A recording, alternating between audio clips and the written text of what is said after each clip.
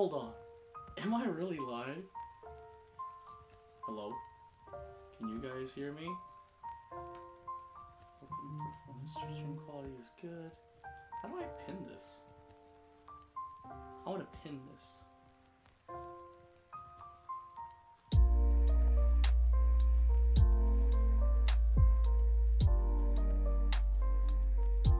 Click on stat to add to your filter.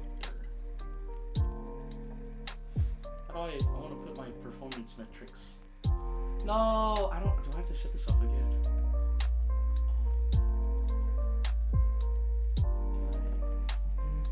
No, that's notification and news. Oh, anyway, hi guys. Streamlabs detects. The heck? I want to know. How do I pin this? Oh no.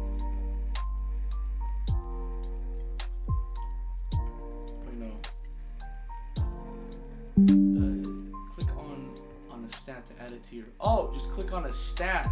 Oh, thank God I can add it. Okay, cool. All right, yeah. All right, I really wanted that. I wanted that on my footer. Anyway, hi guys. I know it's been a while. It's been like 3 days. A lot of stuff happened since then, and as you can see, I'm wearing my coat because it is cold inside my house. Update about my parents though, they're in Portugal and they're having the time of their lives. So I'm happy for them. So I thought I'd open up the stream with that and trying to figure out. So if you guys saw the video I had posted yesterday of Super Mario Bros. Wonder, me playing it, I have the capability and I set it up on my Streamlabs OBS to be able to use my video capture card. Now I think I'm making whether or not I will continue streaming, or not streaming, recording Super Mario Bros. Wonder, remains to be seen, because I'm just like, man, it's weird, because the only way I can see the game is through Streamlabs OBS. Like, I have to go to the, what is it? I have to go to my video, I have to right click or something. Yeah, I have to right click and choose projector and create output projector. And so that way I can see myself playing. I can adjust the projection of like the window of the game to where I can play it without having to scrunch my eyes. Not scrunch, scrunch, it gets tiny. So I'm just happy. Thanks again to Jay Akari. I cannot thank him enough for giving me his capture card so I can stream console games. Now moving forward, the plan is to stream Super Mario RPG when it comes out on November 17th, and hopefully I can beat the game before I head to Japan on November 25th. So last night, me and my buddies that are going to Japan with me, we were extensively planning stuff. We managed to fill up the schedule pretty well, figuring out what to do, when to do it. Now the thing I need to research personally is baggage, because I'm like, sure, I get a free carry-on on Air Canada, but I might bring my own checked baggage, and I need to figure out the logistics for that. Like, the friend that took over planning for the Japan trip, they've told me some things about it, and I forgot. So I gotta look it up, because I might need to send my luggage to the hotel that we're staying at day 1, and then I have to send that to the hotel that we're staying at in Kyoto day 2. Because we'll be in Kyoto for like 4 days, and in those 4 days we're going to be going places. So yeah, I'm pretty stoked. I'm excited to be able to take this opportunity to go with good friends. Like, planning, I'm not gonna lie, planning was crazy. So hopefully we'll enjoy everything that happens there. If anything, this will be a learning curve for me, since I've said before that this trip to Japan is my first time traveling internationally without the help of my parents or any family at the destination, because I've traveled internationally to New Zealand last year.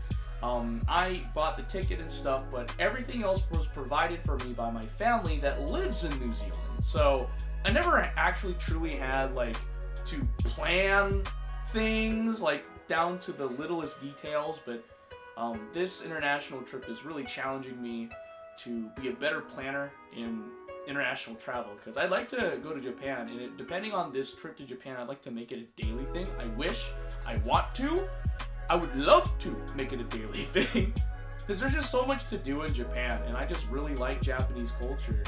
And to top it all off, the Philippines is below Japan, like by like a 3-hour flight, I kid you not, and it's like, on the way back home, I could make a stop in the Philippines if I so choose, if I could, but to get to my family home in the Philippines, I have to get one international flight, one domestic flight, and then I just need a taxi to like drive me to the city that my mom used to live in.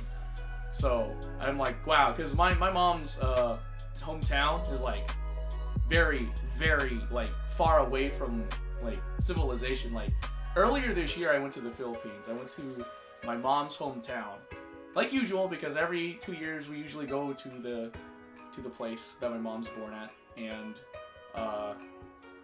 yeah, they've done a lot of urbanization, and I'm shocked. I'm like, wow, tour buses didn't like.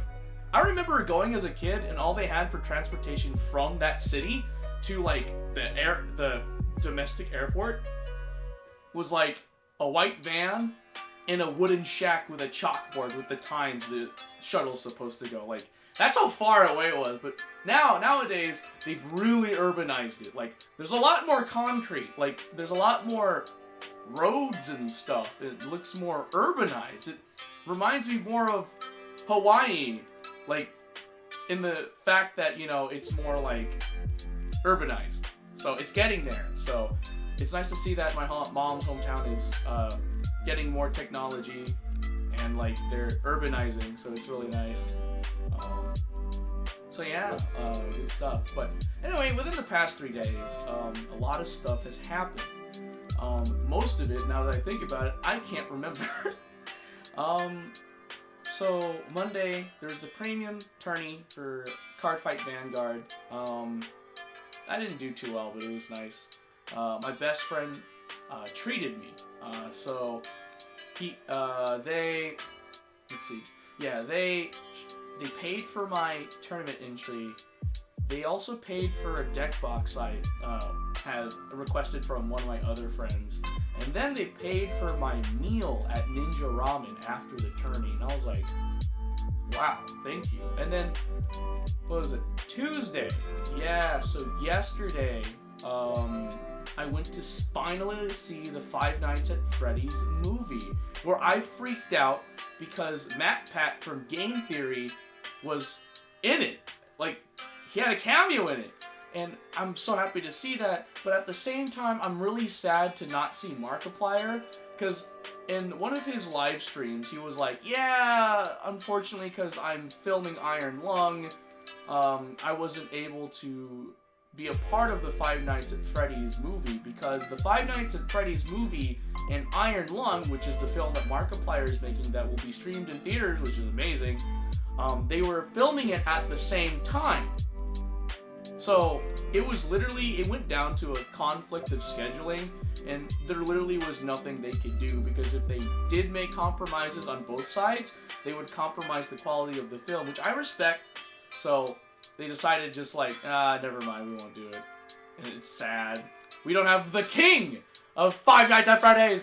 I still remember that meme as if it was yesterday, because like that I joined like the Markiplier community when Markiplier was playing Five Nights at Freddy's. Like, literally, I don't think I put it out there. Like, this is how Markiplier became one of my favorite YouTubers to this day. And I've been watching him for, like, 10 years now, which is insane. So, basically, when I go on YouTube, back then, I would usually watch playthroughs or walkthroughs of games I don't have, because I don't have them, and I want to know what the content... I want to know the game's content, so I just watch walkthroughs and playthroughs. Sometimes when I felt like really curious, I'd watch 100% walkthroughs and playthroughs of games. Like, I believe I watched walkthroughs of Sly Cooper 1 through 4. Well, yeah, before I watched Markiplier, maybe, yeah, Sly Cooper 1 through 3, I think, because Sly Cooper 4 didn't come out yet.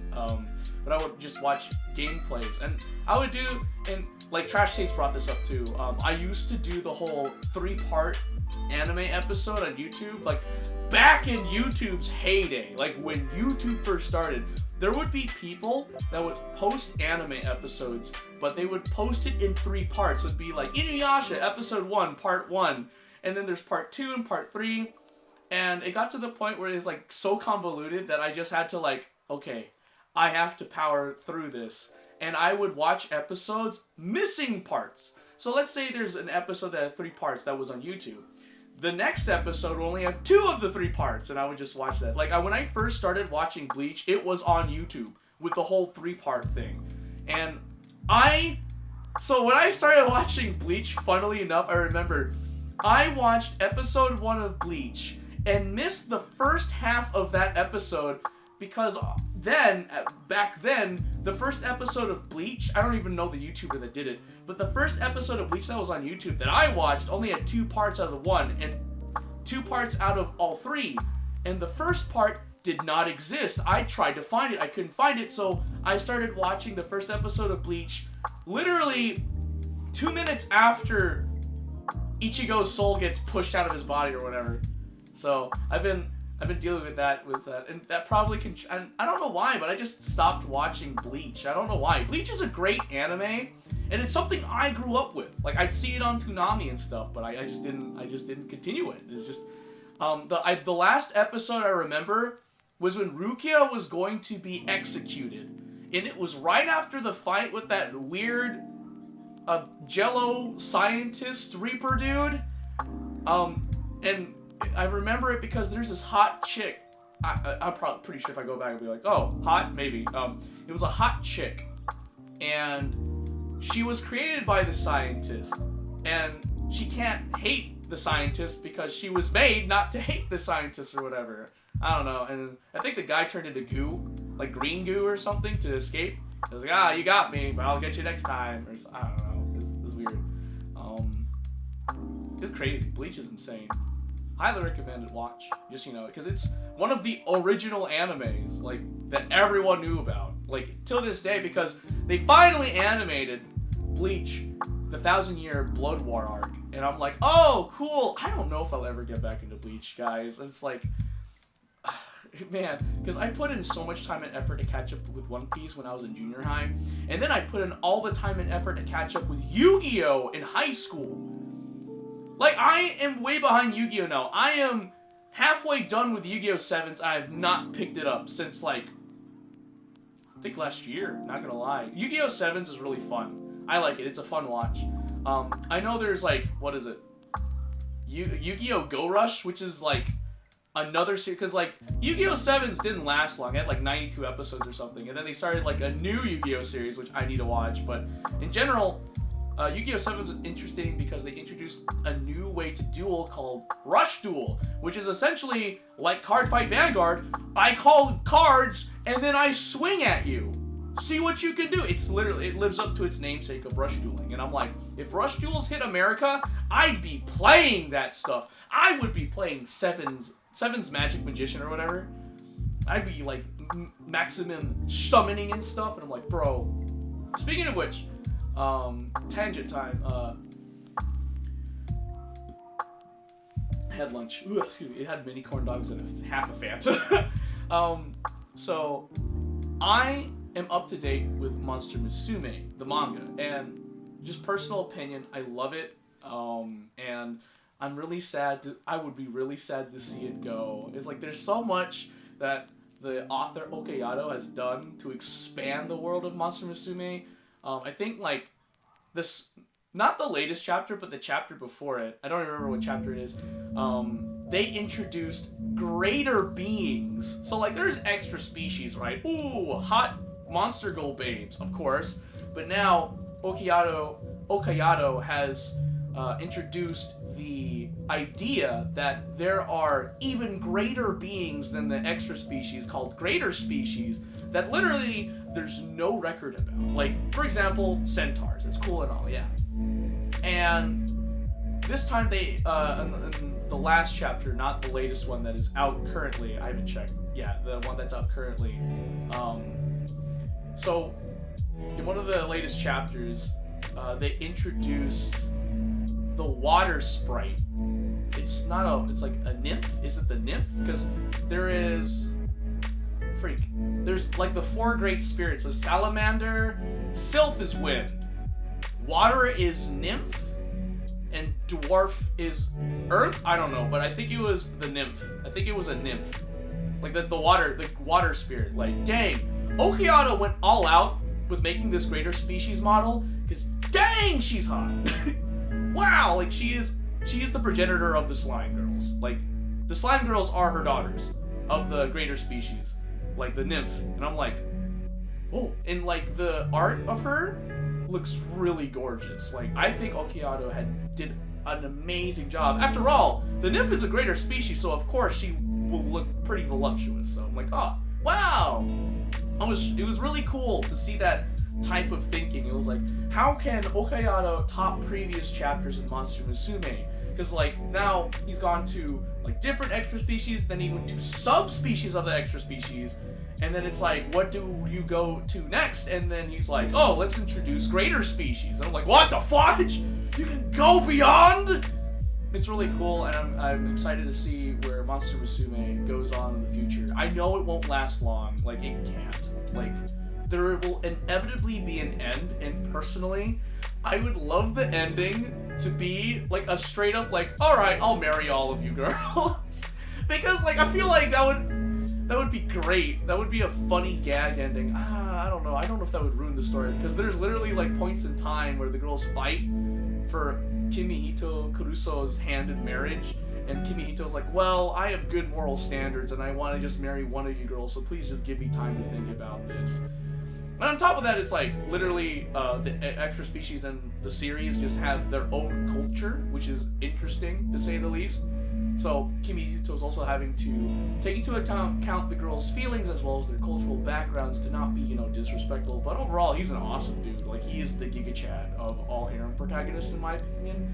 And speaking of which, I need to watch the anime, The 100 Girlfriends That Really, Really, Really Love You. I need to watch that because I saw the manga before I watched the anime. And by seeing the manga, I mean, like, I saw one panel of it, and I thought it was great, and I was going to read it, and then I forgot about it until I saw it being turned into an anime this season. And I'm like, what the fudge?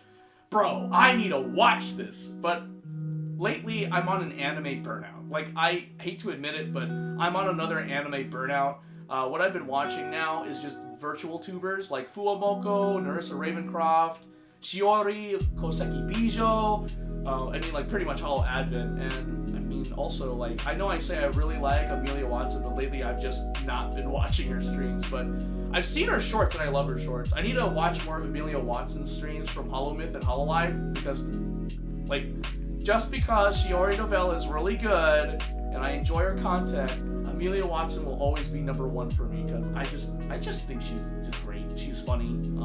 She has a cute voice. I think she's really creative in what she does and with her content, as well as just her personality in general. I think it's really sweet. Like, I know she like makes funny jokes and stuff. Like, she makes crazy jokes, crazy stuff. But I just think she has a really nice personality, and it's just one of those unique personalities that stuck with me out of Holomyth. So I'm just like, yeah, Amelia Watson. But yeah, watched the Five Nights at Freddy's movie on Tuesday yesterday. It was great, and afterwards, me and my best friend, we just hung out at my house, played some Vanguard, and I helped the man make a Glendios deck log. So Glendios is a unit in Cardfight Vanguard, and it's a GwinCon card, so basically, if you meet the conditions of Glendios, you win the game. So you don't win the regular way where you have to deal your opponent 6 damage. You win if you meet the conditions, and you can just win without dealing 6 damage, which is silly, very, very silly. So yeah, that is indeed a thing. So I did that, and then yesterday I had an on-site interview that morning. It was nice. It was really nice. So I went to this company near my house, like a decent drive away. Had a really good interview. The person I had the interview with said like, "Oh, this was overall a great interview. And I got a call this morning from the recruiter that helped me get the interview. And they said, all right, I just want to let you know some good news. Basically, everything about you is positive. They have one more candidate that they're going to interview tomorrow. Like, you're one of the real candidates, by the way. And yeah, they're going to interview this candidate tomorrow, so Friday this week. And you should be hearing back whether you got the job or not next Monday or Tuesday. And I'm like, oh, okay. And I got another interview tomorrow at 2 p.m. And then I got another interview next Tuesday, or between 9 a.m. and 11 a.m. So yeah, I got that. I got that going for me. So yay! Oh my gosh, is my stream really low? Because I'm looking at the drop frames and I'm looking at my bitrate output and it's like very small. Hold up. I gotta. Where's my phone? Let me see my phone. That's weird. I'm seeing some weird settings. I'm seeing some weird stuff happening around here in the middle of nowhere. Who here remembers Courage the Cowardly Dog? Okay. Time to go on Twitch. Am I even live? I don't know if I'm live.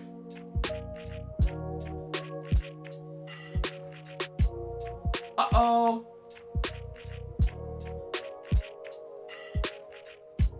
Oh, I am live. Okay.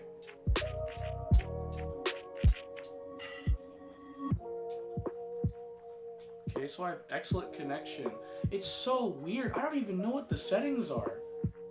I mean, okay, so my settings for my stream right now are like 30 frames per second. What is my bitrate output? What is my bitrate output? Like, legit.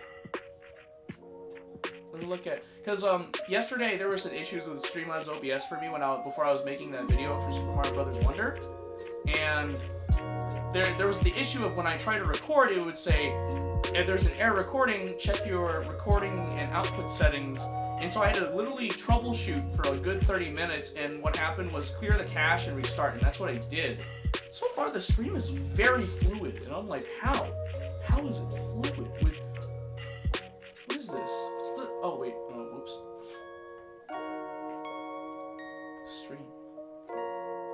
Yeah, I'm logged in to Twitch, but output for streaming. Oh. 2500 video bitrate. That's a thing I could do? Oh. Oh, that's nice. Oh. That's why I'm not seeing that many dropped frames. I didn't know I could go down to 2500 kilobytes per second, because I looked online and like the lowest for the bitrate output was like 3500 kilobytes per second.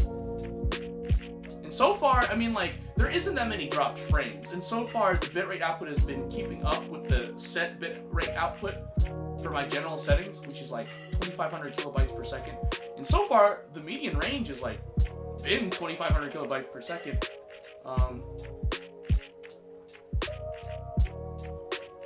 And not gonna lie, like, the stream looks pretty fluid. I might even go on a limb and try streaming Genshin Impact. I'm not even kidding. Like, if I could stream Genshin Impact, that'd be great, and then I could just post it onto YouTube instead of recording Genshin Impact to take up storage space on my computer. And if I could do that, then I could also stream console games. Oh, and that would be great, because I love streaming. I don't know, I know that not many people interact with me on my stream chat, and I'm essentially just talking to myself, but I just like streaming, because before I was a streamer, I was a YouTuber, so I'm used to just talking to myself. So, I'm just glad that general settings worked out. Like, literally, out of the entire stream thus far, the dropped frames so far is 541, so it is 1.2%, or 1.3% of frames that have dropped throughout the stream, so, okay, I'm totally down with that. Totally down with that. Who knew 30 frames per second at 2500 kilobytes per second bitrate output would be fine? Who knew? My CPU is pretty beefy now, though. It's like around 10% of my CPU is being used right now for this. It's nice. It's okay. I mean, it's par for the course. Who knows? But yeah, I I had a really good interview yesterday, and happy for that. Tonight, I have a standard format for the card fight Vanguard tourney, so hopefully I'll do that. I got the cards for the new Bastion deck, so Sword of the Nation Bastion Accord, and I've been playtesting it. Veterinary Tien.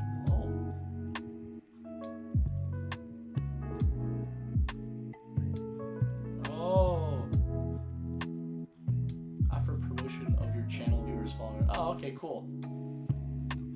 Thank you, Veterinary Tien. Go to Steam Rise, are you? Interesting. Thank you. Anyway, as I was saying, I guess it's gonna be hanging there for a while.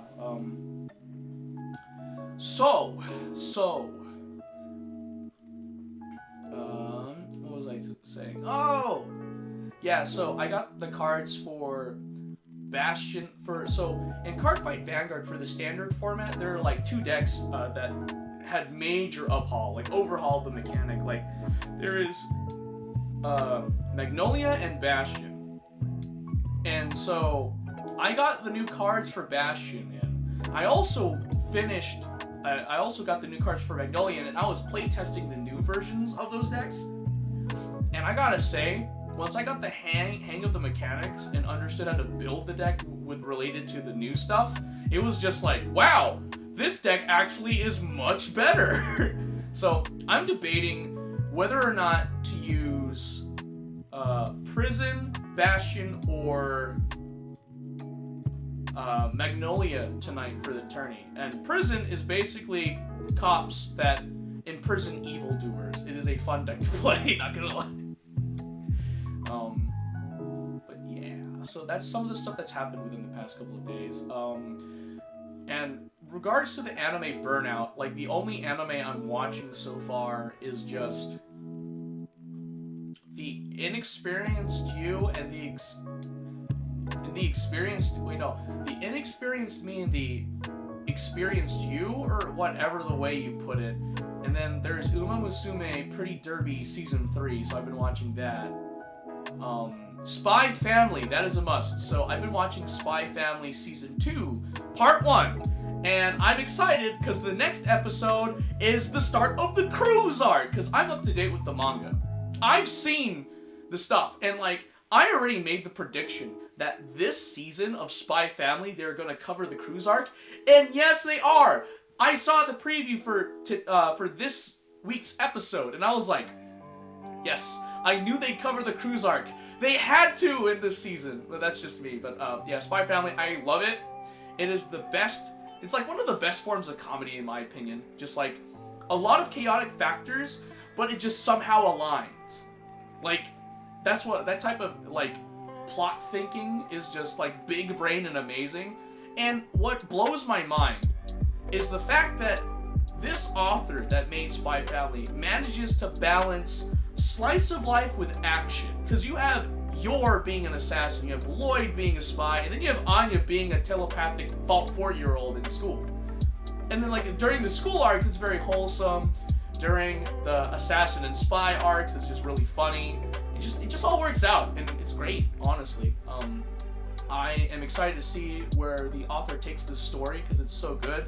And I'm pretty sure the author knows, like, from the fandom, and this is just me being very biased and making assumptions, but I just want Lloyd and Yor to get together. I just want an arc where Lloyd and Yor just get together, like they're doing their own thing, and they realize that they love each other, and that's just what I want. I want them to be together. I'm not talking about a fake marriage, I'm talking about an actual one. And I want Anya to have a sibling.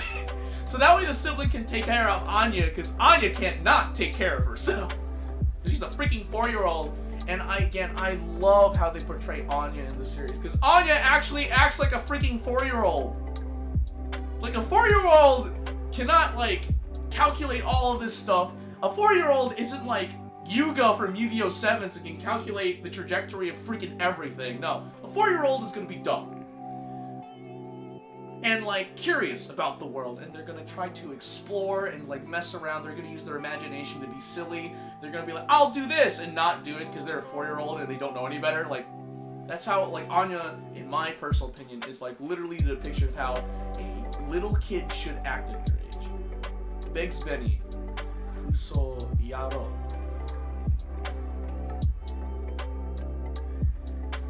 Did you just call me a scumbag? Is that what it means? I forget. Hold on, I gotta look this up because I'm like, wait, Kuso Yaro. Kuso.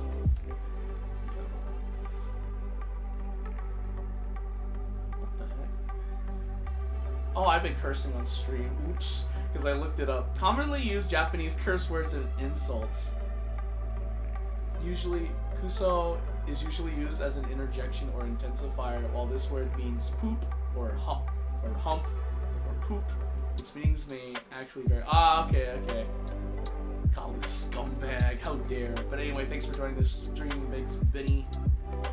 Oh, Biggs Benny. That's a nice username, actually. Ha ha ha. Ha! Alright. Yeah, yeah, that's why I like Spy Fam. Alright, what else was there? Did I need, because I just kind of wanted to give an update on everything that I've done so far. Oh yeah, so Prison Deck, I got cards for it. So that's why I was saying earlier, I was like, I have 3 decks to choose from for tonight's tournament. Anyway. Alright, so now, we're going to learn some Japanese. That's what we're going to do. I'm learning some Japanese. Like usual, you aren't gonna see anything because I don't want to get banned by Rosetta Stone. Well, now I know what that word means, Biggs Benny. What the freak? I thought I logged in. Oh well. Why Japanese? Oh, I'm going to Japan, that's why. I'm going to Japan like November 25th this year. I have some friends I'm gonna meet there. So I want to at least know a little bit to be able to converse a little bit with the locals. Did I bring my water bottle up here? Oh, heaven on earth, I didn't.